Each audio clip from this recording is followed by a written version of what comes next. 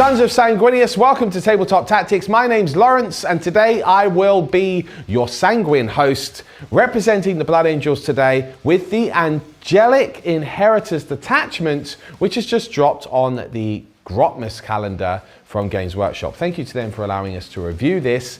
Let's get right into this new detachment. So you've got a total of 4 now, because you've had your Blood Angel Codex just this year, revealing another 3. So this will be a 4th way to play, which is cool. Let's get into the rules. So first detachment rule is Legacy of the Angel. This basically gives you 3 different archetypes or abilities that you can choose at the beginning of the first battle round, and then you're stuck with them throughout the rest of the game. Now you're actually only allowed to choose 2 of the 3. There is a cool stratagem that you can use to potentially unlock a 3rd later on, but we'll get to that shortly.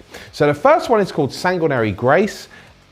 All 3 of these abilities only affect Adeptus Astartes character units. So it will affect the unit that a character is leading, and it will of course affect the character himself individually, but that's it. It's not something which will just affect Sanguinary Guard or something by themselves. So that's an important note. So Sanguinary Grace, this allows the unit to be eligible to shoot and declare a charge in the turn in which they fell back. The second ability is called Carmine Wrath. This allows you to re-roll a hit roll of 1 and re-roll a wound roll of 1. Then finally you have their Appointed Hour, which allows you to re-roll advance and charge rolls. Obviously that's really powerful, so it makes sense that that's probably the ability I would pick every time, and then I would probably go for the re-roll 1s to hit and 1 to wound, because the fallback and charge one is more situational. There are definitely going to be arguments where you might want to switch that, but for now, my first 2 picks would be Carmine Wrath and their Appointed Hour. Let's move on to the enhancements, shall we? So the first of which is Present Flash, which is 20 points. That enables you to have scout 6 inches on the unit that you join. So that's really good, because ultimately, if you've got a Sanguinary Guard unit or another powerful melee unit, maybe Vanguard veterans, and you've got a unit that started on the board with your character in it, you've got that free 6-inch move pre-game, which is good at getting you up there. And if you then get first turn, you can move mid-board, maybe hide behind some cover and create a nice staging point for future assaults. Nice, powerful enhancement to have. Next enhancement is Troubling Visions at 15 points. This is once per battle and used at the start of your command phase, and it lasts until the start of your next command phase. What it enables you to do is use all 3 legacy abilities that turn.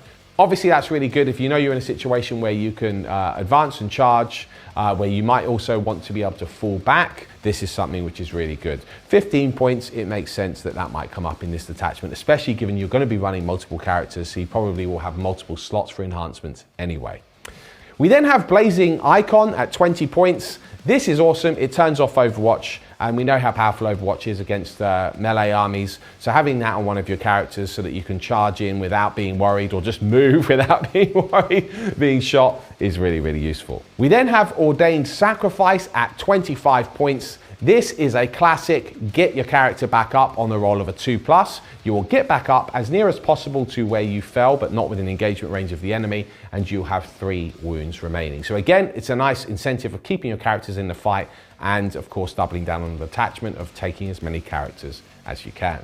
Okay, let's talk stratagems, shall we? The first, of course, is Armor of Contempt. We all know what that does. Next comes Focused Fury for 1 CP. This is put on any of your Adeptus Astartes unit and gives them lethal hits. Hey, that's quite nice. If you're a character, however, you also get Lance. That's what's going to be really pivotal here. And given that you've probably got one of your legacy abilities as being reroll 1s to wound as well, Lance and reroll 1s to wounds when you're on the charge is really effective. So that's something I expect that you'll be burning most turns. We then have Instant of Grace. This is also 1 CP. This is an interesting one. It allows you to select a non-character model, and they suddenly gain the character keyword, which then enables them to have legacy abilities. So you could put this on, say, a Sanguinary Guard model, on a assault intercessor sergeant, someone with a tasty weapon ultimately, which you want to buff up individually, And yeah, it's quite situationally quite nasty, and it gives you effectively another mini character swinging away there, so that's quite cool. Next we have Strike Now for Glory for 1 CP. This gives sustained hits 1 to your ranged weapons in the shooting phase. That's quite good. Obviously there's a multitude of firepower units that the Space Marine armies have to offer. You could of course put it on things like Sanguinary Guard as well if you're just looking for those extra pops. Nothing to shout home about. It is only sustained hits 1, but is obviously really effective at making your already shooty units, which are really good, like Inceptors, even nastier. That's where I'd probably put something like this.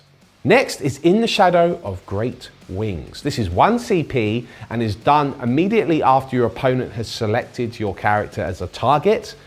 Once you've done that, you can only be selected as a target if the enemy's within 18-inch range of you. Obviously, if they can't select you as a target, they have to select a different target.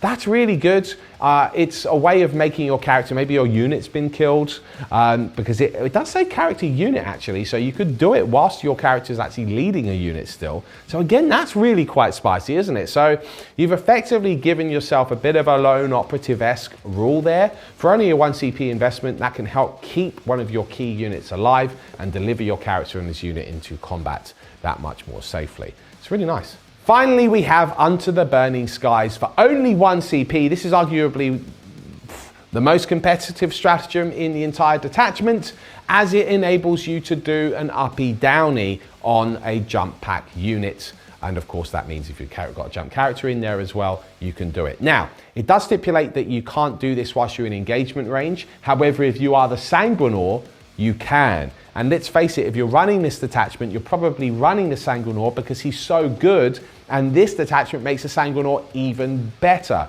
The fact then you can whip him out of combat as well is just plain nasty, and to have this up your sleeve for 1 CP is just brutal. So you put them in strategic reserves, and then you can bring them down in the next turn. So I'm a really big fan of that. I think that's actually what makes this competitively speaking, quite an interesting detachment. So that's it for the Angelic Inheritors detachment. A really interesting one, and very cool to see the encouragement of running lots of cool Smash Captain characters in the Blood Angels. For me, myself as a Flesh Terror player, where I get less access to a lot of the unique Blood Angel special characters, it doesn't excite me as much. That said, if you're a Blood Angels player and you're running Sanguinaur, Dante, Mephiston, plus jump captains and chaplains and all of that good stuff, this could be a really interesting detachment to play. Is it better than the Liberator Assault Group? Honestly, I think that's up for debate. For me personally, I think that the Liberator Assault Group is the more competitive choice overall. That said, I haven't play tested this yet, and I'd be really excited to see how it goes, because this does make Blood Angel characters really quite nasty and frightening, and there are, as we've seen, a couple of competitive stratagems in there. So it'd be interesting to field test that against a variety of armies to see if it does have the legs which it potentially could. Speaking of which, we're going to play this detachment over on Demand. So if you're interested in checking that game out soon, sign up to On Demand by downloading our mobile app or just jumping over to our website. You'll be supporting us in making more videos like this one, whilst also entertaining yourself at the same time. I look forward to seeing how these characters do on the battlefield. Until next time, I have been your sanguine host, Lawrence, and I'll see you in another video very, very soon. Bye-bye. Enjoying today's video? Here's a quick look at what we've released this week for our on-demand members. These videos join a huge library of exclusive content that grows every week for our on-demand community. If you want instant access to all of these videos and more, head over to table.tactics.tv or download our app and sign up today. And currently, we have an introductory offer for new customers, so there's never been a better time to join On Demand.